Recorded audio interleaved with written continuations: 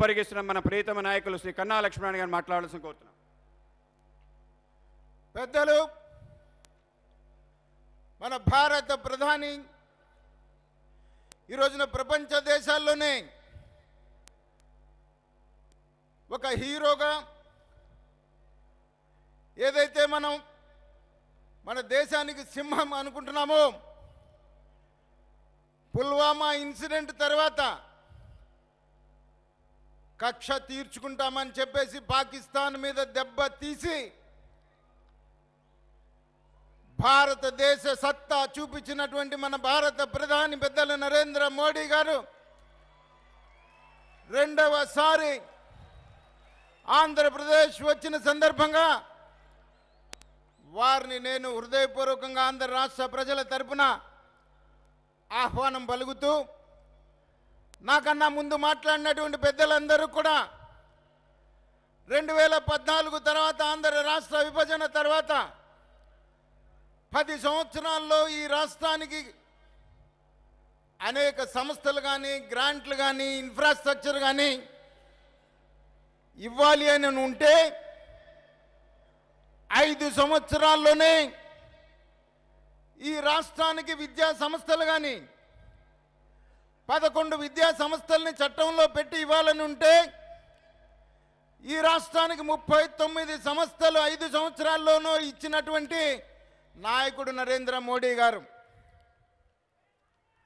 అలాగే ఈ రాష్ట్రానికి ఇవ్వాల్సినటువంటి నిధులు కానీ, ఇన్ఫ్రాస్ట్రక్చర్ కానీ లక్షల కోట్ల రూపాయలు ఈ రాష్ట్రానికి ఇస్తూ ఉంటే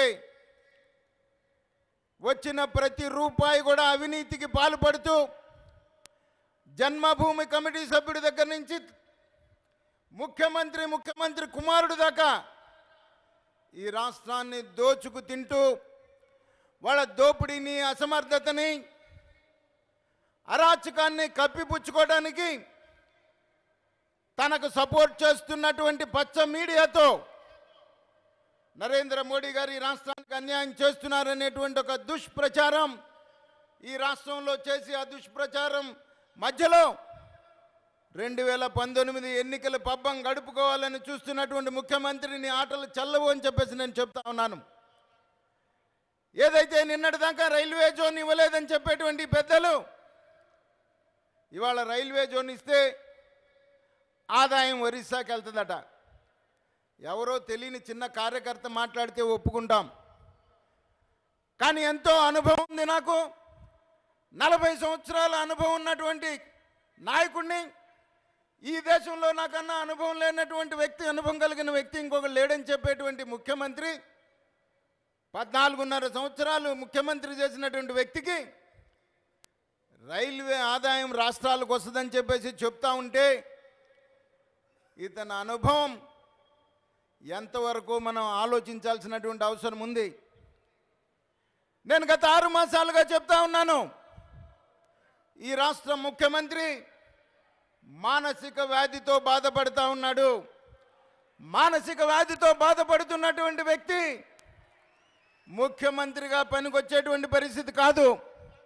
మానసిక వ్యాధితో బాధపడుతున్నటువంటి ఇతనికి ఈ రాష్ట్రంలో జరిగినటువంటి దోపిడీ భయం పట్టుకుంది. ఎక్కడ జైలుకి వెళ్ళాల్సి వస్తుందో అనేటువంటి ఉద్దేశంతో, ఎక్కడైతే పెద్దలు నరేంద్ర మోడీ గారు ఈ దేశంలో ఉన్నటువంటి అవినీతి పరులను ఎవరిని వదలమని చెప్పేసి చెప్పారో, ఈ అవినీతి పరుడు, ఈ గజ దొంగ ఈ రోజున మతి భ్రమించి తాను ఏ రోజు ఏం మాట్లాడుతున్నాడో అర్థం కానటువంటి పరిస్థితుల్లో మనం చూస్తూ ఉన్నాం. చంద్రబాబు నాయుడు, నేను అడుగుతా ఉన్నా నిన్ను,